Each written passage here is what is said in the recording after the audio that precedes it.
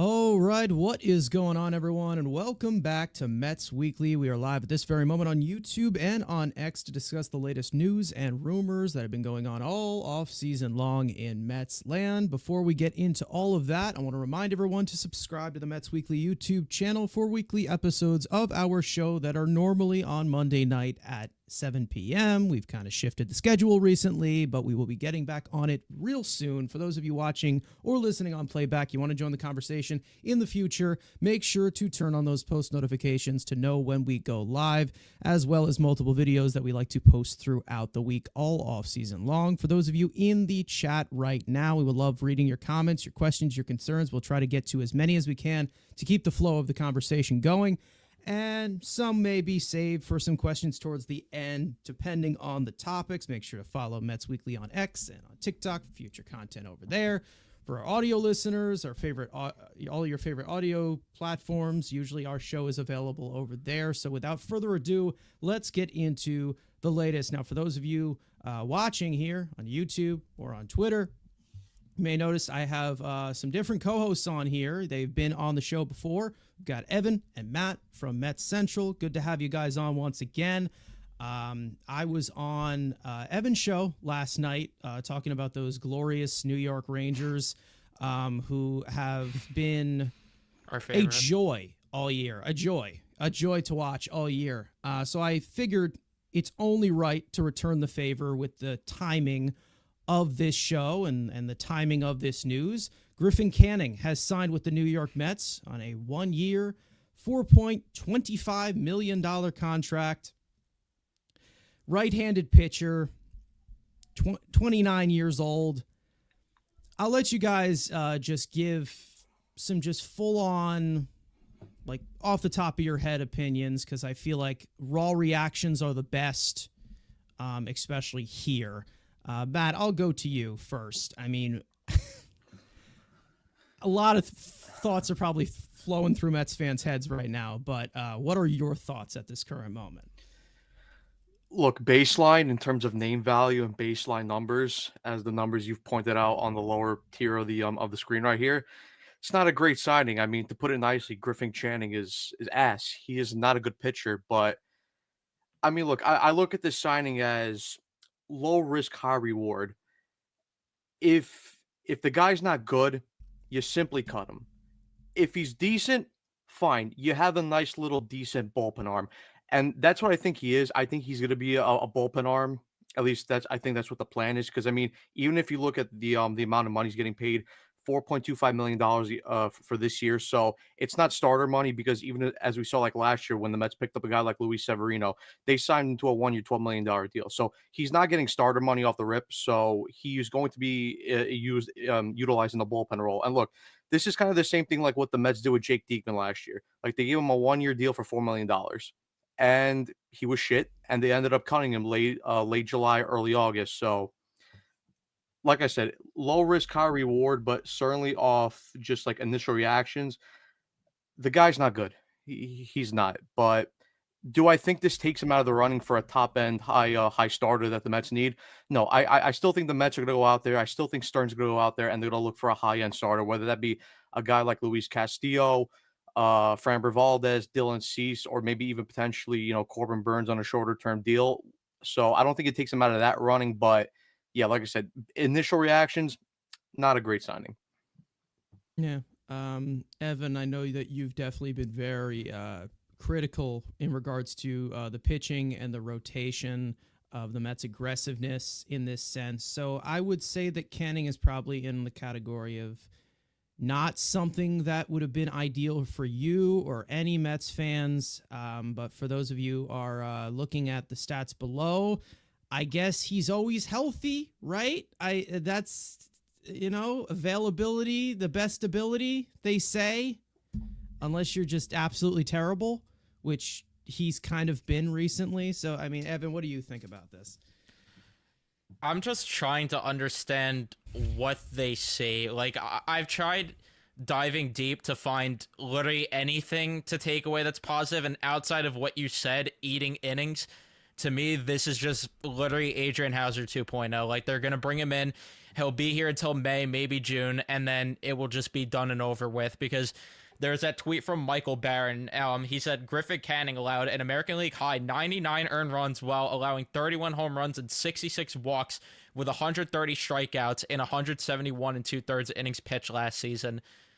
I just am trying to understand what they see in this guy. And again, I get the idea. You can never have enough arms. You want depth. But when I look at this rotation right now, I'm just trying to understand, like, where they're going to get, like, Griffin Canning. Sure, he eats innings, but I'm still waiting for them to get someone that's going to be like a bona fide, like, consistent starter and give you those innings. And instead it's just another back end guy, which I'll give them time to get the top end guy, but I just can't understand the move. And I honestly, I know your point, Matt. I get it with, you could just cut the guy, but like, this is what we say with the Rangers all the time. Like, cool, they could sign Nick Bonino, and if he sucks, just cut him. But you should sign guys that suck because you could cut them. Like, it doesn't give them an excuse to suck. And he's making $4.2 million, right? Like,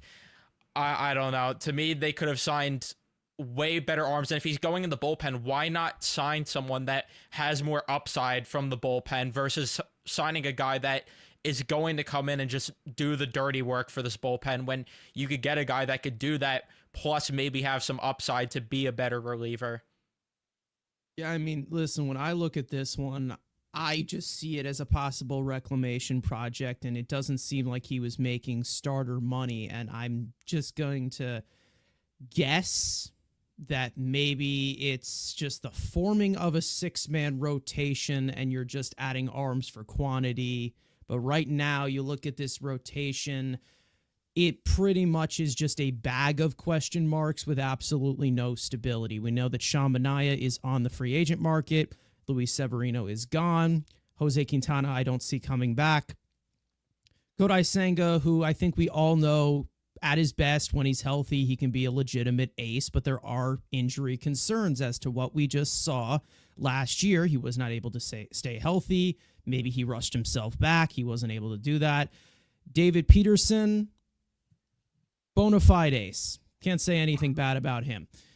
But when you go to Tyler McGill's of the world, Jose Budo, who spent, like, I don't know, half of the season in the bullpen, started off the season in the starting rotation, had trouble with traffic on the base paths. I mean, Frankie Montas, you don't know what's going to happen with him. Hopefully there's some upside there. Clay Holmes has not started yet. It seems like they're building a rotation just full of bodies right now. That's basically what it looks to me. I don't think that this takes them out of the contention to bring in a legitimate starting pitcher. I do think more and more day by day that next legitimate starting pitcher is just going to be Sean Manaea, and then they're going to cap it off there. But it seems like they are being a lot more patient on this market, which I'm okay with. But there are still some of these additions where you're like, how is this going to actually pan out? To me, with something like Griffin Canning, this reminds me completely of what they did with Julio Teheran last year, of where they were attached to him for a majority of the offseason when he was doing well in spring training. They bring him in, I think it was like this exact dollar amount. And obviously this is basically like spot starter money right here, arbitration money that you're giving to a solid starter or something. But when it comes to the overall rotation here, Julio Teheran, for those of you who don't know what happened with him, he came in here, made one start in Atlanta, got absolutely shelled through like 3 innings, and then was DFA'd the next day. So I don't know if they have a little bit more faith in something such as Griffin Canning as compared to what they had with Julio Teheran. I don't know if this just doesn't seem like a signing that is going to just start off in AAA and be your AAA depth or something like that. And like I see, kind of a mixed opinion going on in the chat as of right now. Some saying it's a solid move, some saying, this is embarrassing, fire Stearns, everything, the mixture, the whole bag of everything. But I'm not impressed by this one. I've been very, very avid at looking at things objectively with how Stearns kind of takes the look at types of tools, but I'm not very impressed with this one. I still do get why he likes it, but it looks like damaged goods to me from the upside look from what he was doing last year, the years before, as this supposed flop prospect that he was coming out of the gate. But from the extremists, I get nobody's saying fire Stearns. Yes, I know. I'm over exaggerating. I apologize. Let's get into some of the chat here, and you guys can bring in some of your other opinions as well. Stearns is just dumpster diving. Griffin Canning might be a change of scenery candidate. Boy, I hope so. Maybe it does turn out to be something like, Tyler Anderson going to, the Dodgers or something, then getting that big payday or something. But it does just seem like a rotational depth add to me. But you never know. You don't know baseball. Canning is solid. Like, if you could elaborate on that, Jason, I'd love to hear, because when I look at his Savant page and I see similar pitchers to Canning based on velocity and movement, and I see 2019 Matt Harvey and 2020 Michael Wacha, I want to vomit all over the floor. Like, again, the only silver lining I could pull here from this is maybe pitching in Citi Field will help him limit some of the long balls, but that's literally about it. I mean, for a pitching staff that had walk issues, they're bringing in a guy that does walk a lot of batters, doesn't have a lot of strikeout stuff either. So it's just like, what I want to know what I'm missing here, that people are saying, well, he could be something. The guy allows a lot of home runs, walks a lot of batters, doesn't strike a lot of guys out, could maybe get his case per nine up. That's really about it. And outside of that, if he's not locating his pitch as well, he's either loading the base paths or he's letting up home runs. Like, I don't see any sort of silver lining here at all to this at all. And sure, maybe the great Jeremy Hefner could fix Griffin Canning. Sure, maybe, but I have to believe it to see it. Like, again, I trust the pitching lab and what they're doing, but you don't have to be a fan of every move to trust the pitching lab and trust what they're doing. It's the same thing with what they're doing. Like, I mean, that's kind of how I've looked at it. I've always kind of looked at it from this, but this one, I'm not there. I'm not there with this one. Maybe it turns out well, but I'm a little bit more on the downside here. There hasn't been many moves that I've hated in regards to David Stearns, which a lot of people have come after me for looking at it from the objective side. But when it comes to like this rotation here, I don't think that that's what it really needs. And when you have somebody like Griffin Canning making, more than $4 million here, I don't see this as just like, okay, this is AAA depth. Like, this is a major league move, and I don't know if it ends up sustaining throughout the entire season that he is here. But there are still some question marks here with this entire rotation. If they're going a six-man, that's fine, because you kind of have to with Kodai Senga, the extra day that he got in Japan. It's the comfort level also to keep him healthy. I'm not saying it's completely bad to have arms that can eat innings, because he's obviously been, I guess, relatively healthy recently. He did have that one injury a few years ago, but recently he's been able to stay on the field. Seems like I feel like we're still on that Paul Blackburn level as of right now, with a pitcher like this, where he can be a 5. That's about it. Like that's really all that you're looking at. And maybe there's a way that this can have upside, because I think that there are some things here with Griffin Canning that made him a decent pitching prospect coming up.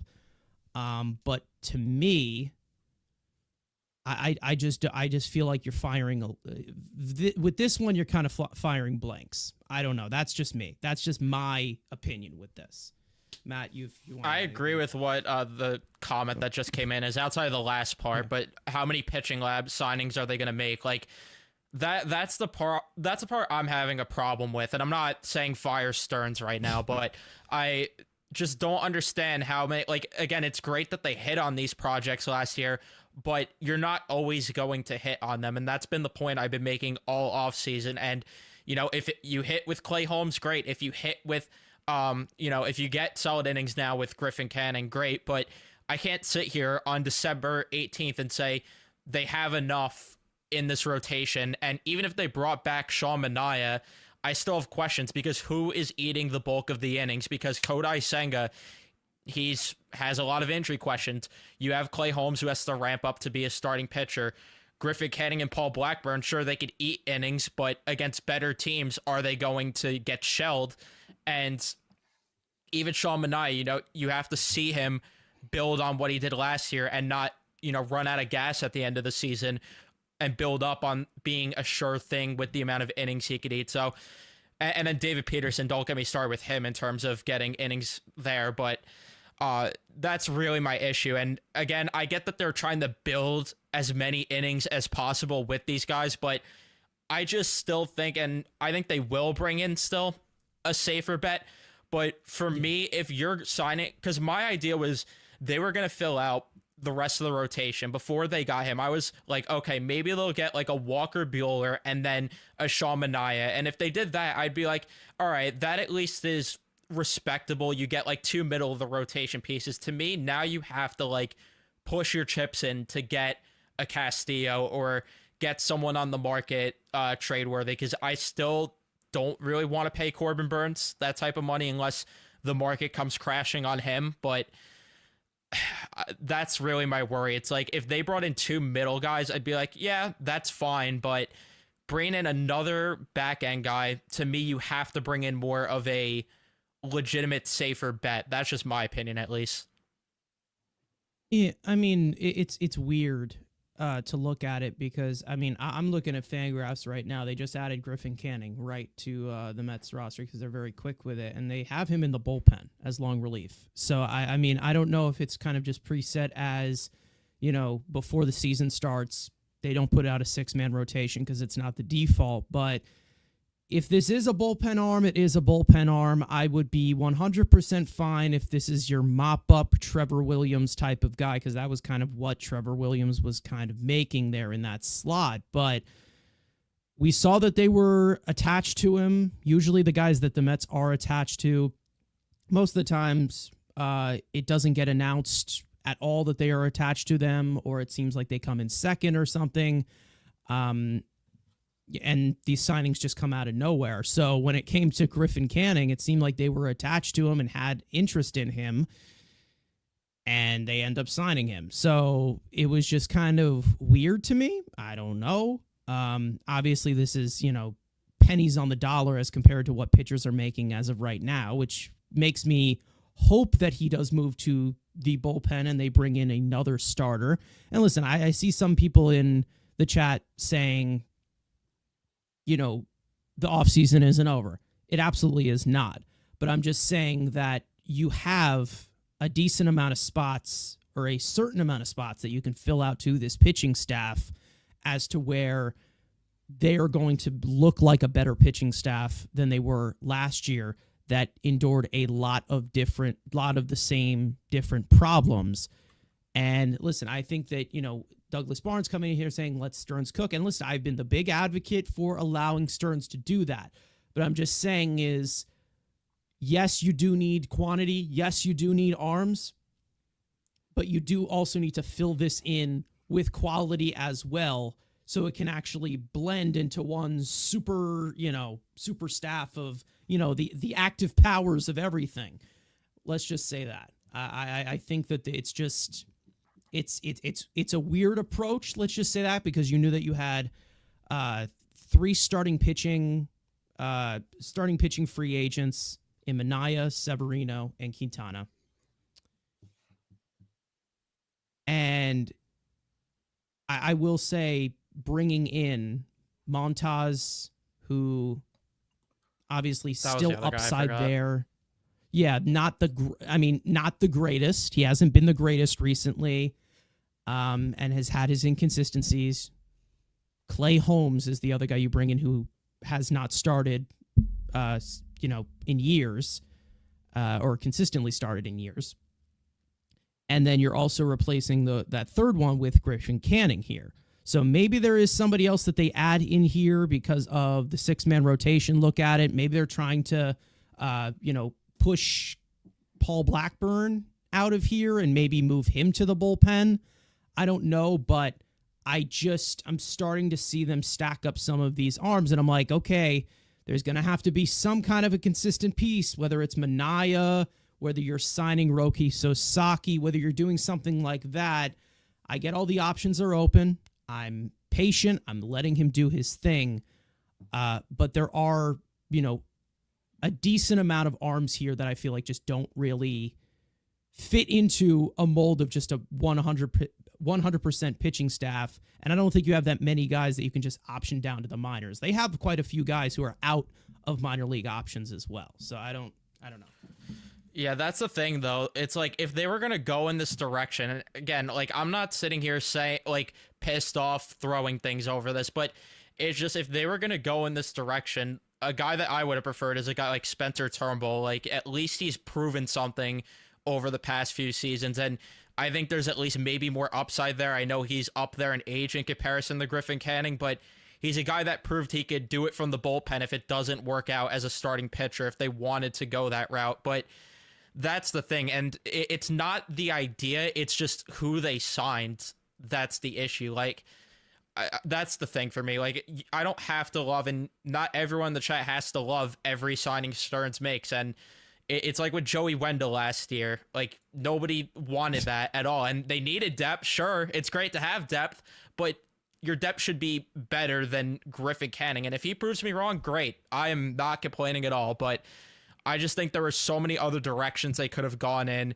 if they wanted to go this type of route. Like, I even would have preferred Mike Soroka, which I think his days as a starting pitcher are long gone, but if you wanted to at least try it, I could have respected that way more than a guy like Griffin Canning. That's just me, at least.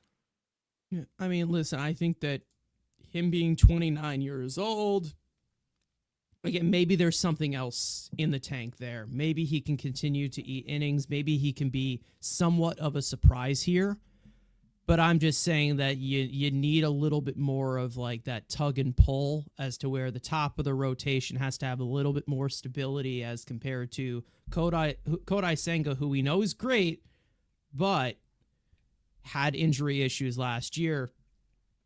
Frankie Montas, I guess, is technically the number 2 starting pitcher because I don't consider David Peterson a number 2, even though he pitched like a number 2, even though I think, whatever. But, I mean, just like nobody wanted Jose Iglesias. Exactly. That's what I mean. If this was a minor league signing, I feel like that would probably be something then no one would bat an eye. Everyone would be like, all right, well, if he's doing good in Syracuse, he comes up. If not, he just sticks there. But the problem is the money that he's making. And again, sure, it's good to have depth, but if he's guaranteed, and I believe he is with the money he's making to make the major league roster, it's just not that safe of a bet. And if we're talking about, they could cut him, to me, that's just not a good signing. Like, sure, you'll get innings from him early in the season, but again, there were just so many other directions they could have went in. Yeah, I feel like there has to be some sort of piece of upside. Like, of course, when you're looking at the balance of quantity and quality, I need to have like something that can be applied to like an actual rotation, help you eat innings in that way. There's definitely a limited amount of like shit that I'm looking at right now with Griffin Canning. It seems like some of his stuff can register some whiffs. It seems like more of just secondary stuff in that regard. Maybe his breaking stuff. Seems like he has a plus changeup.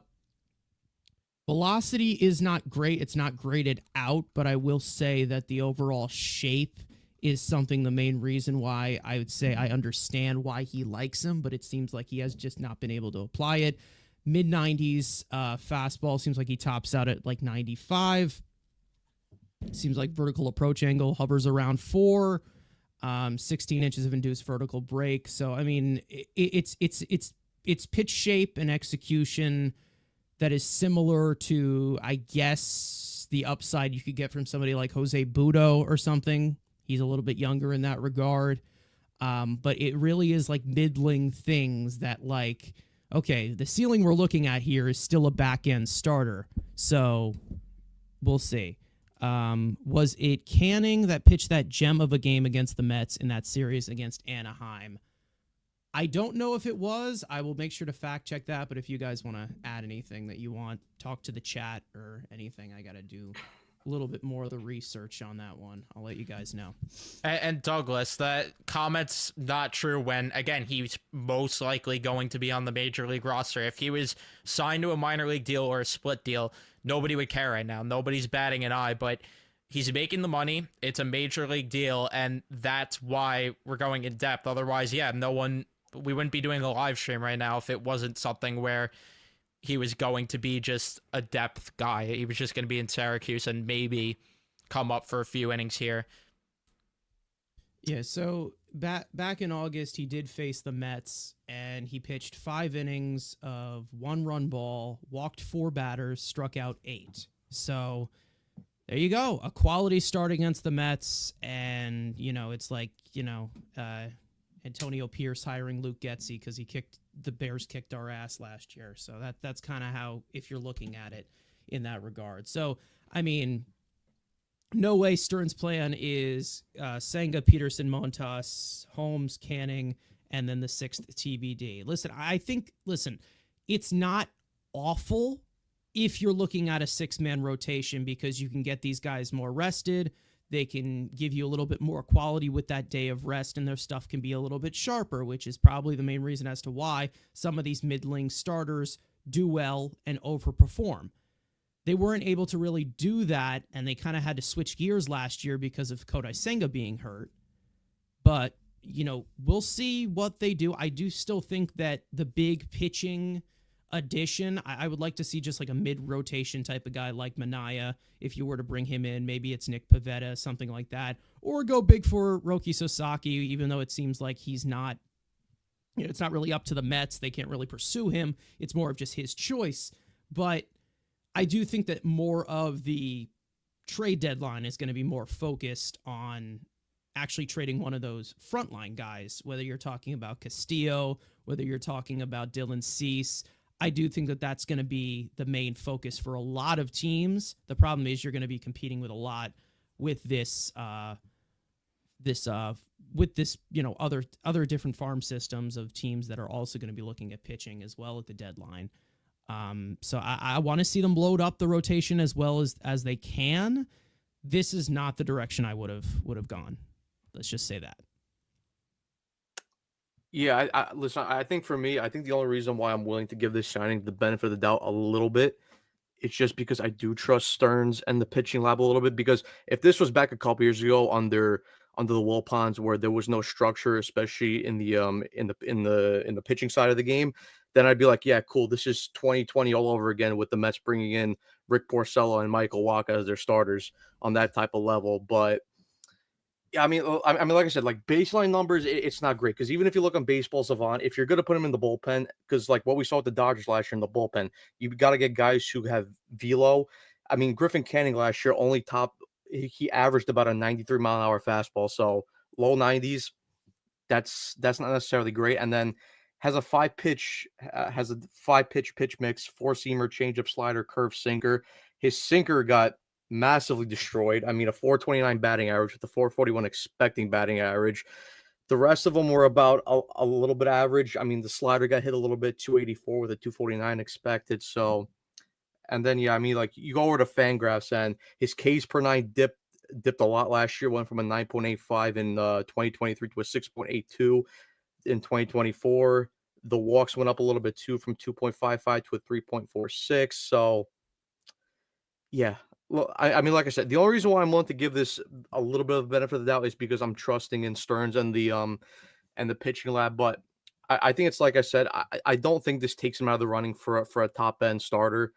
because I just don't think I don't think Stearns just looks at that group of guys and says, "Yeah, okay, we're done."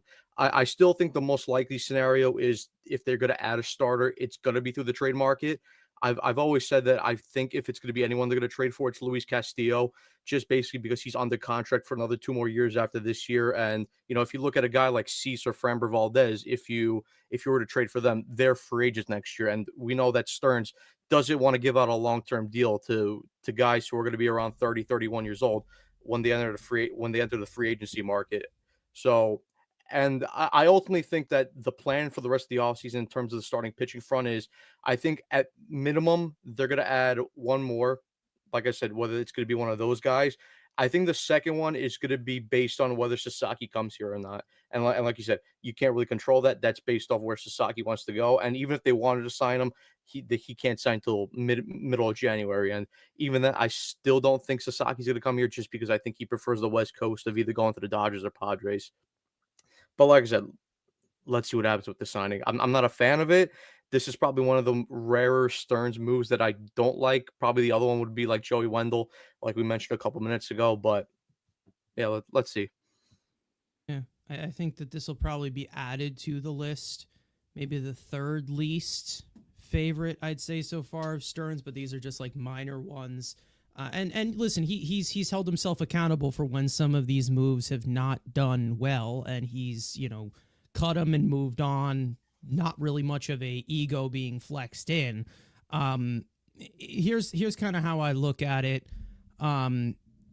If you're breaking this down a little bit better, it seems like from actual metrics or whatever, that the plus pitch is the changeup. Seems like the best swing and miss pitch is the slider. It seems like, again, like I said, he has very similar to the Jose Butto fastball, where it's not very explosive, but he has great shape, and he's able to locate it properly and basically get ahead into counts as well as he can.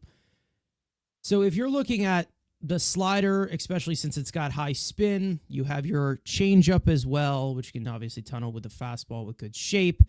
It looks like we're going to ditch the curveball and the sinker, which got absolutely clobbered last year, and we're going to add in a cutter. That's basically what I feel like is going to happen with Griffin Canning. I could be wrong. Again, you never know. But from a certain arm angle that we are looking at from a possible cutter, very hot, very easily high arm angle. Let's just say that for a kitchen sink, which is 45-degree arm angle that he throws from. So I don't know if that's what they're kind of looking at, if that's the way that they kind of reinvent it, but it's weird. It's very, very weird. 91-mile-an-hour fastball. It's more like 93, top 96. I think it was like 95.8 last year.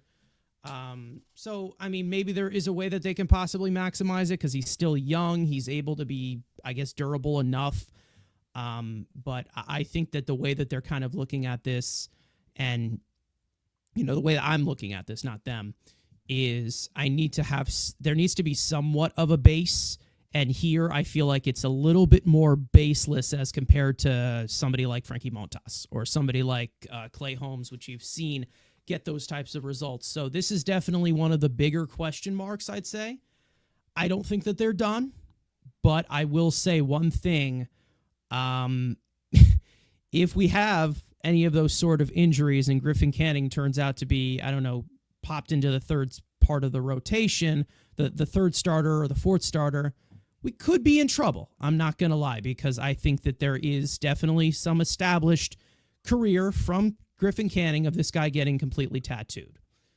Or if a guy like Holmes, like that's the thing. Like if everything goes right, then great. We're looking at what they got last year. But in the event things go wrong, Holmes doesn't work out as a starter. And then you have both Griffin Canning and you have Paul Blackburn in this rotation, or maybe Jose Butto slots back in, and then you're in bigger trouble. So that's the thing. And the only other silver lining I could take away, just to go back to like his pitch usage and everything, is I know the Angels are stupid, and that's the only benefit of the doubt, like some people said in the chat, of what you could give this signing, because for some reason, the Angels have just had him cut back on using his slider, even though it's been his best swing and miss pitch. And if you look back to 2019, he was utilizing his slider more and he was generating a lot more swing and miss stuff. So maybe they could start to utilize, if he starts to utilize that more, it could help. But again, like that's just the problem that I have with this rotation as a whole, where if everything goes right, then it's great. If everything goes wrong, it is catastrophically bad. And I know you could say that about a lot of teams in baseball, but they have to bring in another safe bet. And that's where, like we keep saying, this is the question mark of this signing, where it's not as much of a, like, you would have liked more of a safe bet. That's really all it comes down to. Yeah, runner coming in asking about Christian Scott. He is going to be out for the entirety of 2025 and come back in 2026. He underwent Tommy John surgery with an internal brace, so he will be a non-factor in this rotation for 2025. Unfortunately, hopefully he comes back soon and better than ever. Listen, I think the gateway of how the Mets have kind of configured some of these signings, I do like how they have kept it in mind as to where, you know, they want to kind of look at this from the perspective of youth and trying to see what the young guys can do and give them a gateway to possibly doing so. Along with, you know, whether you're talking about center field, Jose Siri and Tyrone Taylor, they're not going to lock down the position for the next decade, such as guys like Soto or Lindor. That's not going to happen. So they're going to give the gateway to somebody like Drew Gilbert to possibly win the role. Pitching, it's a little bit different, of course, because you do need those innings and guys who can ramp up arms, guys that can profile as major league starters. And pitching prospects are a really tough, nut to crack. Let's just say that. When it comes to Brandon Sproat, it seems like they really are high on him and want to see him maybe take a rotation spot this year. I do think that he's going to start off in AAA this season and get a decent amount of AAA innings this year, similar to kind of what you saw with Christian Scott maybe. But those types of bullets that Sproat throws, let's just say, I would probably want to get that into the major leagues sooner rather than later. Let's just say that. And it all really just has to do with if his arm is up to it.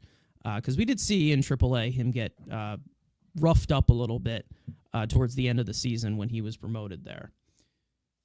Yeah, that's the other thing that I was going to say. Like, the only other thing that I could look at positively right now is that this opens up potentially a spot for Sproat to come up. And I think that you could get very quality innings out of him, and that's really the silver lining. Like, if Griffin Canning is Adrian Hauser 2.0, like Evil is saying, and like I said earlier, what I think this is most likely going to be, at least you do have the option potentially of bringing up Sproat. But the problem also is, if he's not ready, then Tyler McGill, welcome back to the rotation.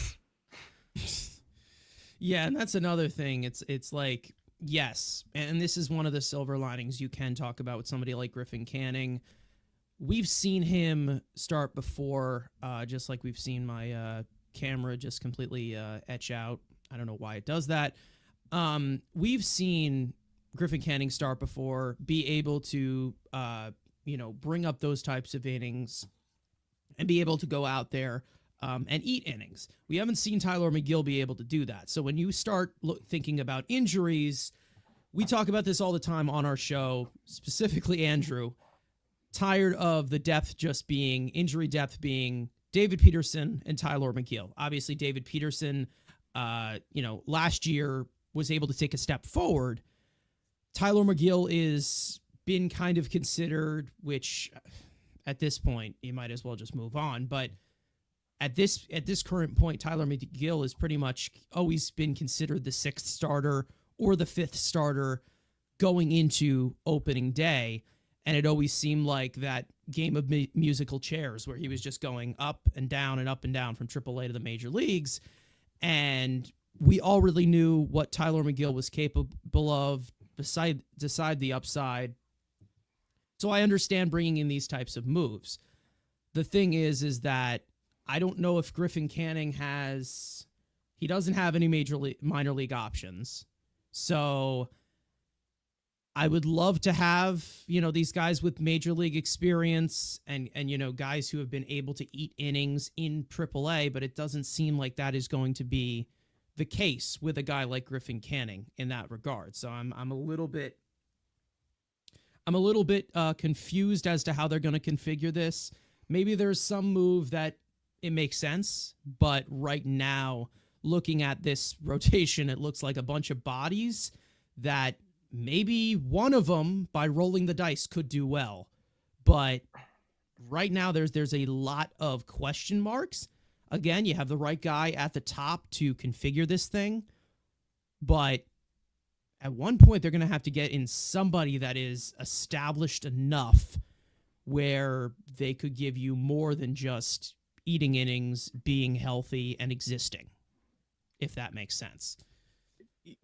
Yeah. For me, just to back up a little bit on the point of Brandon Sproat, I it certainly does seem like they believe in Brandon Sproat, and they should, because obviously he does have good stuff. He's shown it in Double-A, and even though he did get roughed up in Triple-A towards the end of the last year, like, he's still a good young pitcher, a lot of potential. And I definitely do think they're leaving a spot for him open to come up, which is smart, because you always want to give an avenue to younger type of players to come up and experience the major leagues, develop. But it's a good thing, but it's also a major risk, because as we just said, what if Sproat's not ready? He comes up here and he gets lit up. You don't want to put too much pressure on the kid, because, I mean, like, as we've seen with Christian Scott last year, he came up and he did have some good starts. I mean, I remember his first start against the Rays, he was very good, and then the Mets just couldn't hit for him, and they ended up losing that game.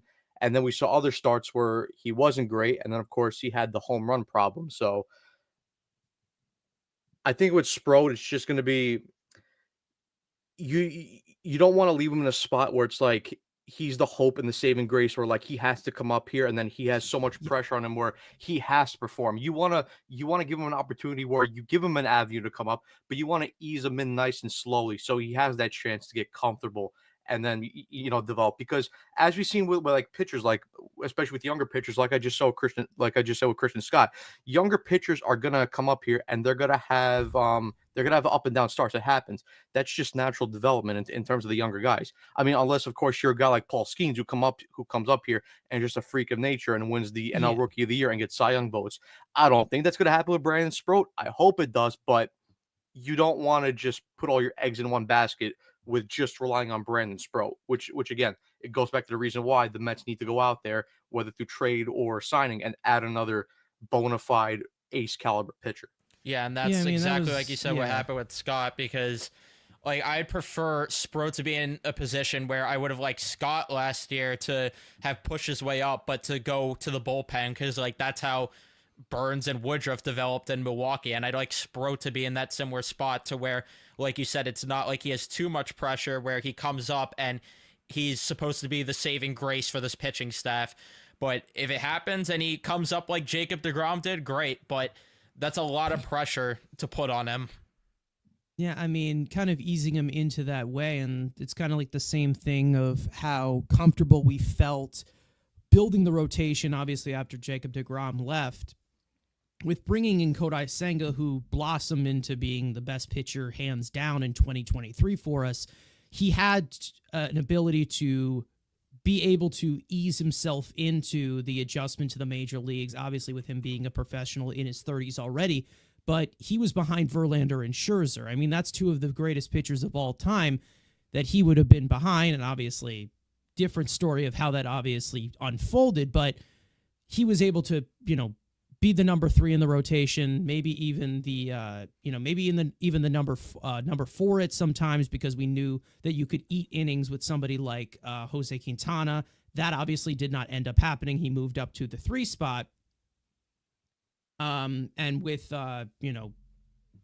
Jose Quintana being not healthy in 2023, it seemed like he was able to compose himself in that regard. Now, obviously, Kodai Senga being the competitor that he was in Japan, and he was a professional. He made the adjustment that he made. It was very, very quick. And somebody did ask asking in the chat saying, do you count Senga as a number 1 or a number 2? It's scary to think of him as an ace. A great season, a great first season, and then a poor second. I really don't count him having a second season. Like, I really just, he really didn't have a second season in total combined from the postseason to, the postseason to the regular season, obviously injury riddled. It was like 10.1 innings pitched, which is even less than I'm pretty sure what the Yankees were getting from Severino before we brought him in, and he was able to pitch all of those innings and get a full season in. So he was so banged up. I don't, to be honest, after that, that calf injury that he had, it seemed like he was healthy when he came back, and then got hurt, of course, in that same regard. When he came back in the postseason, to me, he looked off. He just did not look like himself. It looked like we saw those reports of, he's a perfectionist. He wants to tinker things up. He wasn't feeling well going into, some of those starts. Obviously, him being a competitor, he wanted to push it. But I think that he needs to get his spring training, and you're going to get the fierce competitor, and you're going to get the veteran, sensation known as Kodai Senga once again. I trust that Kodai Senga can be a frontline arm for us, being the number one in the rotation. Maybe that trust is going to be needed to be earned by some Mets fans after the last that we've seen of him. But one thing I will say is that if you're willing to go into the season with Kodai Senga as your number one, probably number two is probably the best that you're looking at it here. Best situation. But we'll see how they look at it. It's a walk year for Senga. It's not a walk year for Senga. No. After the third year, he had the opt-out. If he pitched 400 innings, he is not going to get to that threshold, so he is here for the next 3 years and does not get that opt-out. So definitely Kodai Senga, who was able to give you frontline stuff in his rookie year, only making $15 million, that is quite a steal. Let's just say that in your rotation if it does end up working out. And listen, it's an honest mistake, because I think a lot of people were a little bit flustered in that regard, but it doesn't seem like he's going to hit that threshold unless he just goes full on Nolan Ryan and pitches every 3 days, which is not going to happen because he pitches every 6 days. It's just not going to happen. So I think we're good. I think we're good. Yeah, for me, I'm not worried about Senga being a frontline starter or not, because I think if you remove the playoffs and just saw what he did against Atlanta when he got hurt, if he just didn't rush back, everyone would be like, yeah, we're fine with him as the frontline guy. I think the thing that there is more concern about is him being healthy, because he had injury questions in Japan, and they were very fortunate the first season he was here to avoid all those scares. But this past season, we saw exactly, and the horse players is just saying, yeah, he was constantly hurt in Japan. And that's the thing that I'm more worried about than him being a frontline guy, because he could easily be, like I said, we saw it against Atlanta. I think he rushed back in the playoffs, and he shouldn't have even got the game one start to begin with. And he was fine with what he did in that Phillies game. But I think he was clearly rushed back, and without rehab and everything, you just didn't see the same guy that pitched that game against Atlanta and pitched all of 2023. It's just more the question of, if he goes down, then who is your guy that you're relying on? Because there is that scare that he might end up getting hurt again.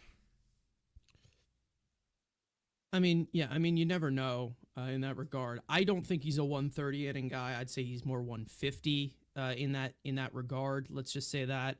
But he was able to give you 166 innings in his rookie year. I think 150 is probably the best way that you look at it. Maybe it's a little bit more with that extra day of rest. But if you're talking about 150 and putting that over 25 starts, let's just say that's 6 innings that he's giving you every 6 days. So I'd say that, that's definitely frontline production that you're getting from him. And you never know, maybe there is a blow up, because we've seen him lose his control. We definitely saw him lose his control in the postseason. So I think that there is a reliance on that, and I think that they do believe that Kodai Senga can give him that frontline stuff. But the bona fide ace, shutdown ace, we'll see if he'll be able to give us that. I don't know. Let's just say that. Yeah, I think for me, I view Senga as that bona fide, really good number two starter. Which I mean, look, every team, every World Series contender needs that really good bona fide second pitcher behind that ace. Do I view him as an ace? No. If he was ever going to be an ace, I would say that he would be that lower tier ace guy. I don't think he'll ever be that like dominant ace like what we saw with Jacob DeGrom. I just don't think he'll ever reach that. Yo, no. If he does, cool. I guess prove me wrong, but I don't see it. But I mean, like, yeah, the injuries is really my only concern with Senga because I mean we've seen even with that start against Atlanta that he made in what was it late July or August. I mean, he pitched pretty good. I mean, sure, he gave up the early 2-run home run early in the game, but aside from that, I thought he settled in very well. And then yeah, it was clear once he got back to the playoffs, he definitely did rush himself back. And I mean, I thought he was fine in that game one against Philly, other than the Schwarber home run in the first inning. But yeah, you could clearly see it in that Dodgers series, and specifically in game one there, where he just did not have it. And I think if he's this year he's going to come into spring training, hopefully healthy. He'll have a nice regular spring training to get back to where he was in his rookie year. And listen, I think Sang will have a nice bounce back year, but certainly like we just mentioned, like it's the injury concern. That's really my only big concern with him. Yeah, I hope that, he can stay conditioned in that way where he's just it was a different situation in the postseason, obviously. You're talking about him kind of rushing back, not feeling the best in every 6 days, but with the 6 days of rest, it seems like you're building the starting rotation of how it's really being kind of formed to get the best out of all of these starters, with Clay Holmes being in here and Frankie Montas being in here. I don't think that they have a bona fide ace that you can pencil in for the 175 to 180 to maybe 200 innings. Is that bona fide ace that can give you 200 innings out there in Corbin Burns on the free agent market? Maybe he is. I mean, there's talk about maybe he's not going to be the pitcher that he was going into his 30s. I do think that they do need to get a sturdy arm in there to kind of eat those innings, because there are still some question marks here, which I think I'm going to be willing to piece those puzzles together. But the problem is that they still do need somewhat of a quality balance, that I feel like somebody that you could lean on to eat some of those innings in the rotation. And that was kind of the concern that we had going into last year, where Severino was never healthy. Shamanaya, he was half in the bullpen, half not, even though he's been relatively healthy.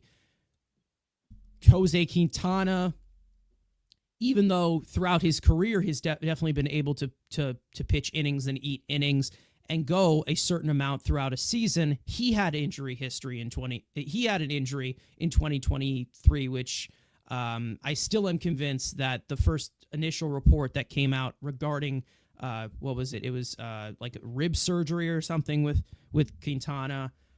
I 100%, it said lesion on his rib. I 100% thought it said lettuce on his rib, and I will take that to my grave. Let's just say that. But anyways, you never know. More chance of regression with this staff. You never know. I think there's a way that they can get something out of some of these guys, but you can't expect to roll, exactly what you want every time that you roll the dice. I think that one of these guys will probably hit. One of them will be okay, but I feel like there needed to be something that they added into this rotation that can solidify it here. And the offseason's not over yet. But I don't think that guy is Griffin Canning. The thing is with Burns, because I wanted to go back to that, it's just like I'm starting to open up more to the idea, just because if they're going to pay Sean Manaea, give him a 4 or 5 year deal, Corbin Burns is what, 3 years, 2 years younger? you're at least getting 3 better years there with than with Sean Manaea. And I mean, it will pretty much add up to the contract there when all things are said and done. Like, they'll probably expire at the same age, those contracts. And the problem also is everyone's like, we'll trade for Cease or trade for Valdez or wait for one of those guys at the market. If they're not willing to get Burns right now, why would they be willing to go after Cease or Valdez? And instead of trading for those guys, I'd rather just pay the money right now to get Corbin Burns than wait for those guys. Because I think, personally, for me, I think Corbin Burns is better than both of those guys. So for me, it's just, if you're not going to spend the money on him, are you ever going to spend the money on pitching? That's where I still have my question with that. I think that they're going to continue to spend money on pitching, and they're going to be willing to add pitching.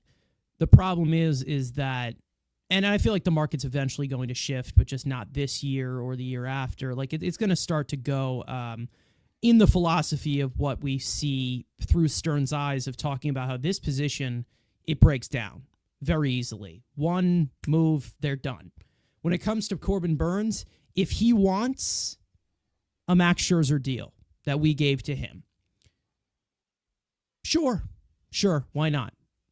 Maybe there has to be some kind of a different type of option of like a certain amount of innings for that third-year option or something instead of just a player option, sure. But I do think after watching the market right now of what Max Fried just got from the Yankees, Corbin Burns is going to look at that as a Boris client as well and is going to say, well, I'm better than Fried, so most likely I deserve 10 years, right? I deserve 9 years. I deserve to maybe top that Garrett Cole contract, and I feel like that's going to possibly be the mindset, and I do think that there's going to be some team desperate enough to give it to him. That's kind of how I look at it.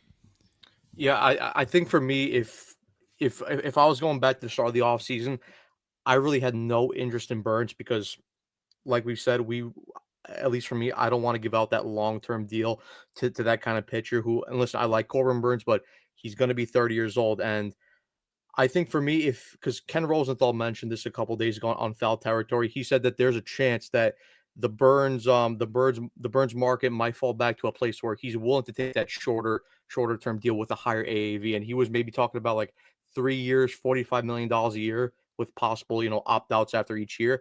And if that's the case, then yeah, I would be all over Corbin Burns because I think at that point that contract's a steal. And that's the thing with Cohen's money. Like, you got to utilize Cohen's money. Like, if Burns is willing to take that lower deal with higher AAV, like we did when Scherzer and Verlander, then yeah, because you're similar gonna to get what Blake Snell did too. Yeah, and I was just gonna say that because with Blake Snell, he got 5 years. I would have taken 5 years on Blake Snell.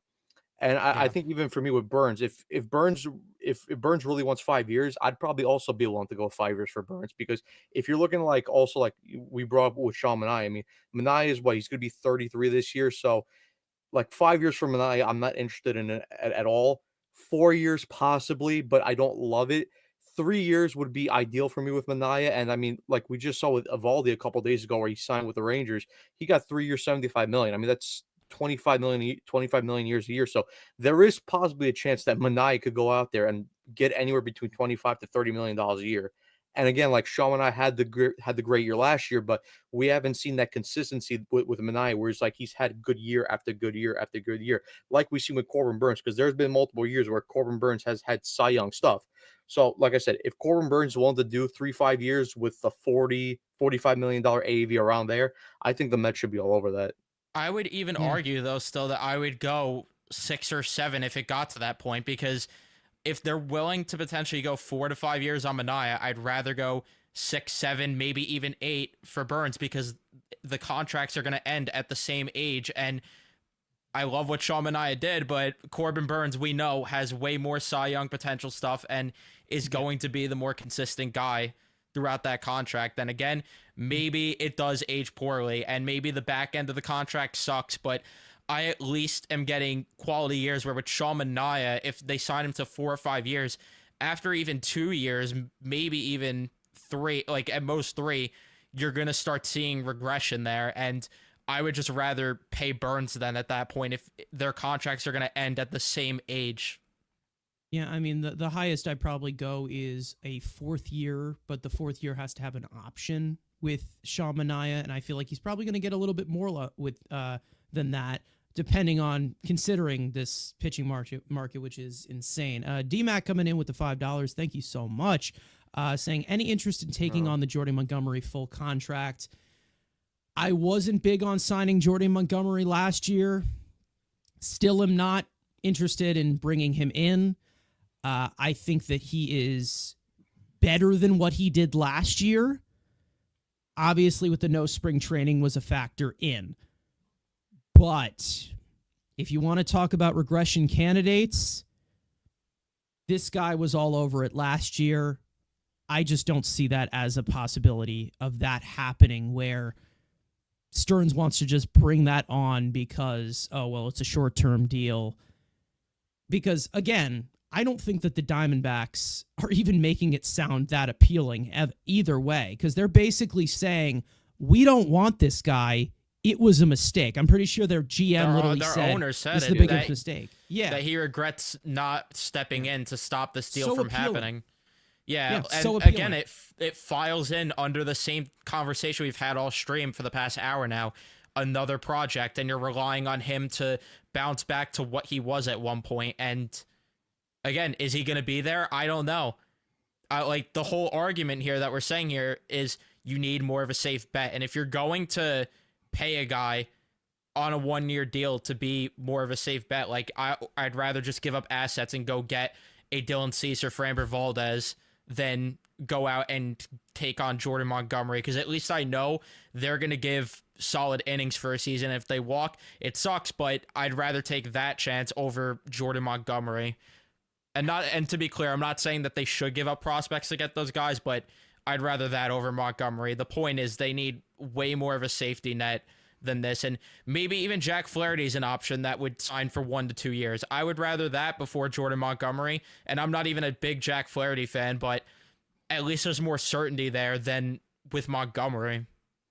Yeah, I mean, you bring up the point. Horse Players Room coming in here with the 10. Thank you guys very much. For those of you in here, by the way, like the stream. For those of you who are watching on Mets Central, for those of you watching on any of our Twitters right now, make sure to come over to all of the YouTube channels, follow everybody individually. I'll make sure to put the links after the stream is done of all you guys individually and all of your stuff, because this one was kind of just quick. Let's get on live. But Horse Players Room, thank you for the 10. Matt, you may continue. No, I'm sorry. No, I was just gonna say, like, you bring up the point of Jordan Montgomery is another, reclamation project, but I mean, he's an expensive reclamation project because the contract he signed with the Diamondbacks last year was 2 years, $50 million. So that's $25 million a year. I mean, we talk about Griffin Canning. That's only $4.25 million. I mean, that's a big difference in terms of money wise. And listen, I don't know if the Diamondbacks would be willing to eat money, or maybe, you swap bad contract for bad contract. So maybe, you send back a Starling Marte for Jordan Montgomery. But even at that point, I think the damage has already been done with Montgomery. And like we said, there's already enough reclamation projects in this rotation. I'm not willing to add another one in Montgomery. Yeah, I mean, you can always get those value signings, again, like we have said, and maybe they do turn out a lot better as compared to, what we were looking at as to the 5 ERA guy that Griffin Canning was. But I do feel like you also do need to kind of just put it into some kind of substance where you have a piece that could kind of bridge and work around maybe some of the blowups you potentially can get from some of the reclamation projects, whether that is Sean Manaea, whether that is Nick Pivetta. Jack Flaherty, I would stay away from. I don't think that personality blends into New York at all. I feel like he would be chased out of here within the first month. I wish I had my co-host Andrew in here that he could tell you everything that he knows about regarding Jack Flaherty, but we don't have time for that right now. I think he's probably sleeping or whatever. But I mean, you look at the rotation here. There's question marks here, and I do think that they're going to add something else to push maybe Paul Blackburn down the depth chart, maybe push Tyler McGill completely to AAA or something.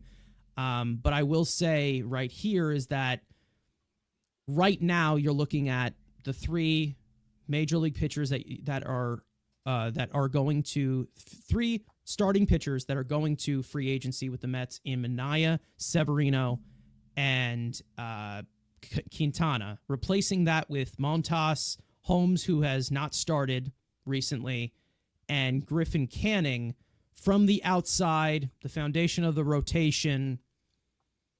It's a little unsettling. Let's just say that. I do think they'll make another move. Let's just say that. But I don't know. Different direction I would have gone in. Let's just say that. I don't know. Yeah, it's just the point that, I mean, we keep going in circles here. It's just like the point we've said the entire stream. It's, if it works out, great. Would love to be wrong. It's just not the direction, like you said, that I would have went in. Like, if they were going to the lower tier, I already said the guys I would have preferred. But if they see something, they see something. And if it works, it works. Like, I'm not going to sit here and complain. But I do think still that there's just got to be more of a certainty in this rotation. No matter who it is, what level of starter it is, I'd prefer a top-end guy, even if it's a middle guy like Pivetta or Minaya, so be it at this point, but there just needs to be certainty here. Definitely. We can bring in some of the questions, and we will get out of here in that regard. We'll give you guys about 10 minutes in the chat to give us any questions that you want to ask us. I mean, I guess I don't want to really get into the Alonso conversation as much, because I feel like that'll just take pretty much forever. We'll be here all night. Mets fans want to give him $300 million. Some don't want him back. I mean, it's just, I don't even know what to say anymore. I will address the chat here and what they think about this signing. Griffin Canning over to the Mets. I asked you guys what your thoughts were in a poll. 23% of you guys like it. 36% of you do not like it. 40% of you, which is the highest majority, are 50-50. So it seems a little bit balanced there. It seems like there were quite a few people in the chat pleading the case, which, again, Griffin Canning, former top prospect, has that pedigree. But as for what his major league career has done, it's a little underwhelming in the back end rotation market. I feel like there was another piece they probably could have added here that wasn't Griffin Canning. Spencer Turnbull was on my list last year as well. I think Evan mentioned that earlier on. I forget, there was somebody else that was available that I would have. Michael Lorenzen was a guy I would have liked. Michael Lorenzen, yeah. I definitely would have gone to that more of upside, but maybe there is something that they see, and maybe we're completely wrong. I'm not as upset about this as I was in Joey Wendell fashion or bringing back Adam Ottavino fashion. But up here, I'm a little bit confused. I am a little bit. Yes, what the fuck, people? So many few likes. Make sure to like the stream if you have not already. Hit the subscribe button. Turn on post notifications to know when we go live. We go live for all the major league moves, and then, of course, the podcast regularly on Monday at 7 p.m. Guys, thank you for joining me. If you guys have not followed them already, I will make sure to put their links in the description post this stream. At Mets Central, they do some episodes. I don't know. Do you guys do like once a week? Twice a week? We try once a week. We try once a week. Try once a week. All right. Yeah. The Mets can be very consuming, so I understand that. But instead we give the Rangers our valuable time like morons. So that's why we're not as consistent, unfortunately. That's it's tragic. It really it's a mystery. It's a mystery why we even do it, but it just keeps getting worse. For those of you who are Ranger fans, there's no light at the end of the tunnel right now. It is just darkness. That's it. No, that's the one thing I could say. Griffin Canning at least gave me something to like feel a certain type of way tonight. Like, it distracted me from being mad from the Rangers for a bit, so I at least appreciate that about the signing. Yeah. Not bad. I mean, you can shift over a little bit. The offseason's been a little slow on the baseball side. But yeah, somewhat of a sense of direction, let's just say that, with Stearns. Not so much with Chris Drury. Ricardo coming in talking about Jose Iglesias. I'd love to bring him back as a guy to maybe come off the bench. Maybe it's like a part-time player or whatever, but there has to be, a certain price. He is represented by Scott Boras. I am a little bit curious in regards to Jose Iglesias after seeing what Tommy Edman just got.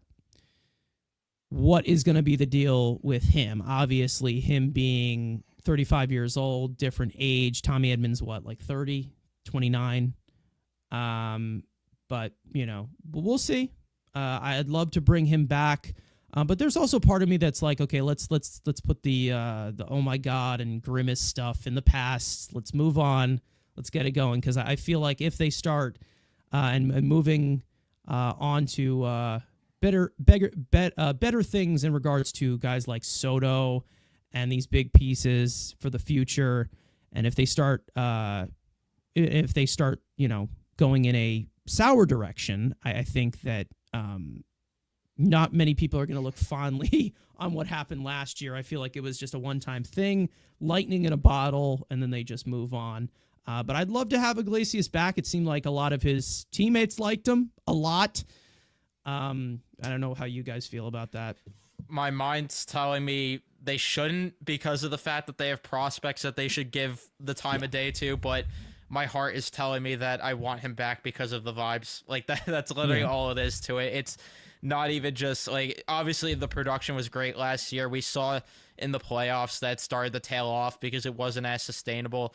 So if he was definitely getting a bench role, I'm more comfortable with it, but it's also going to be awkward if you're in a spot where one of your prospects are thriving and, he's struggling a bit. It's going to be, I don't know.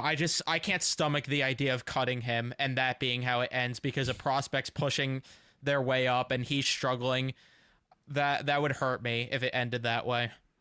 I mean, I could stomach possibly getting rid of another certain infielder and just kind of bringing the gateway a little bit more open for some of the young guys. I mean, when you're looking at the Mets bench right now, he does have a leeway to this because right now we have Luis Torrens, who's the backup catcher, Luis Angel Acuna, we don't know what's going to happen with him, and then, of course, Jose Siri seems like he's being on the bench right now, but I guess Tyrone Taylor also in that regard. And then you also have Jared Young, who they just signed. It seems like it's a split deal, so he'll probably start off in AAA. So there definitely is, there is a space in there for him. I think there's a little bit more of a space there for him if you were to trade Jeff McNeil. Different conversation. I would 100% do it. For those of you who are living under a rock and just discovered Mets Weekly, 100% I would do that. But we'll see what happens in regards to that because I do think that they still do need a backup infielder and backup utility guy to kind of, fill in those margins in such a way. But Matt, Jose Iglesias? Yeah, listen, I'd be in favor of bringing back Jose Iglesias. I think he was a guy that, listen, he performed very well last year. He was very clutch in certain points, got some very big hits with runners in scoring position. Like I said, a very good clubhouse guy. I think for me, it just depends on the money. And again, with the opportunity, opportunity with the young guys, because I think for me, I do want to see Luis Angel Acuna if he is still here by the start of this year. If he doesn't get traded, I would like to see him get some reps at second base.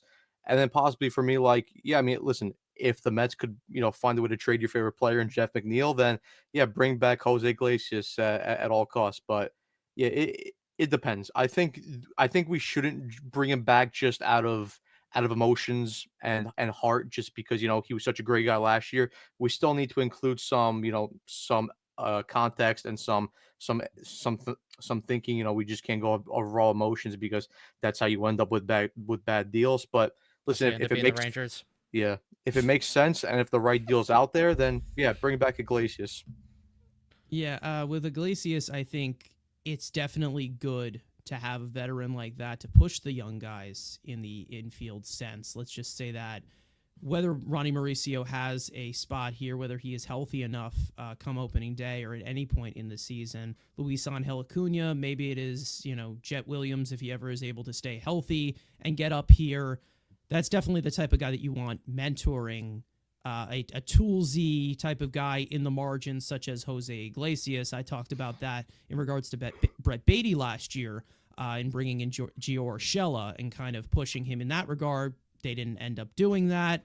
Instead, you had the emergence of Mark Vientos, where he was able to play third base, but his hitting got even better because you brought in a guy like JD Martinez in order to solidify that type of offensive game from him, and he was able to build confidence. So that's definitely an example of that, and I feel like Jose Iglesias with these types of guys could be something that you look at.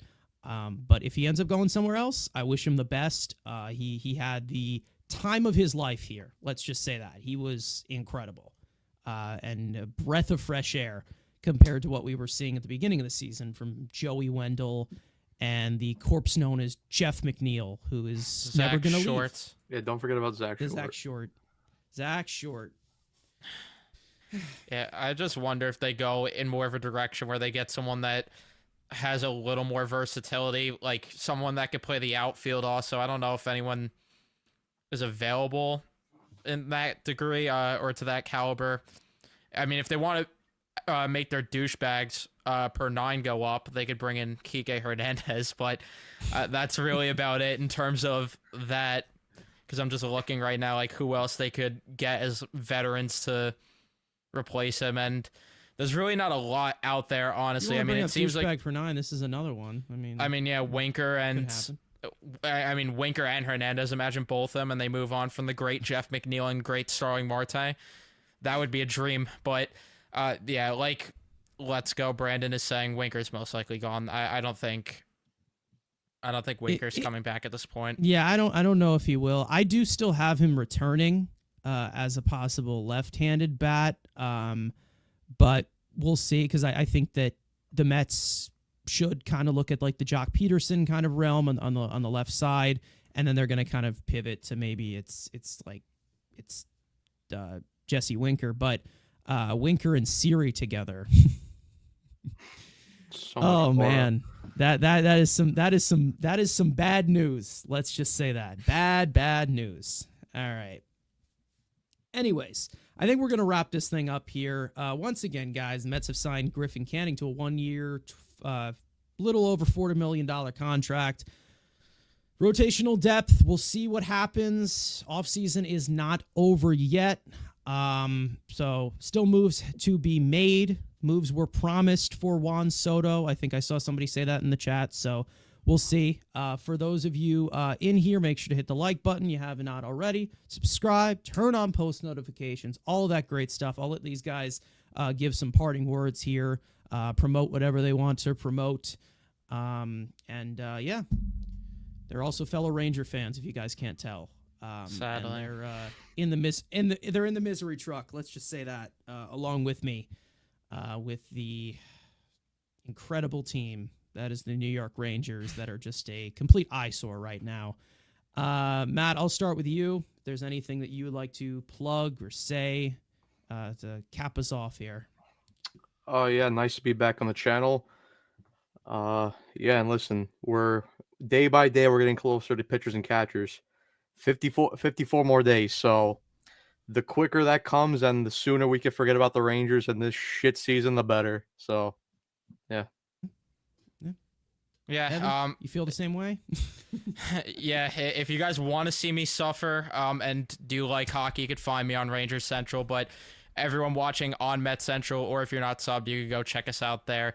We try to go live weekly, like I mentioned. So yeah, if you guys want to check us out there, you can. And yeah, for anyone that was watching on my stream, I would appreciate if you could leave a like on your way out, subscribe if you haven't already. But yeah, we're getting closer, and thank God, because I can't take the Rangers. And if you do want to see us in sadness, if you're an Islanders fan or a Devils fan or a Rangers fan, you can hop into Evan's chat. He does one after every single one of those games. He probably will have one of us as well with him for like the rest of the season, because he's you're running low. Let's just say that you're running on I'm like so out of full it. capacity here. Yeah, it's really bad for those of you who are not hockey fans. But anyways, we're going to end this one off here. Follow us on X and on TikTok. TikTok, we actually put out some content yesterday. We did some all-time Mets drafts, me and Andrew.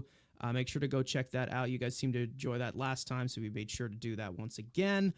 And pretty much everything else, all off-season long content. We go where the Mets go. And we'll see you guys next time. Let's go Mets. Thank you to Evan and Matt for joining us. And we will see you guys next time.